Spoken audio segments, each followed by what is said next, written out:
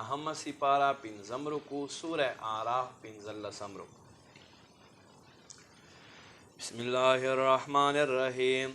وقال الملأ من قوم فرعون د فرعون قوم سردارانو اوے اتذر موسی وقومه آیا ته پرېږدوې موسی او د قوم لیفسدوا فی الارض چې دوی په ځمکه کې فساد وکړي ویذرک والهتک او تا هم پرېږدي او د ستا خدای هم پرېږدي.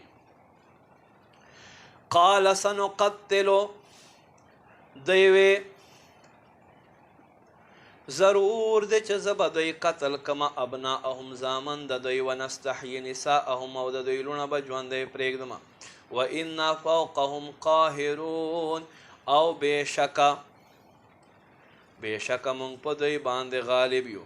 قال موسی لقوم استعینوا بالله واصبروا موسی خپل قوم ته وویل الله مدد وغواړئ صبر وکئ ان الارض لله بېشکه د ځمکې مالک الله دی یورثها من یشاء من عباده دی وارث ګرځوي د بندګانو نه څوک چې دی وغواړي والعاقبة للمتقین او اخیر میدان پرهیزګارانو په لاس کې ده.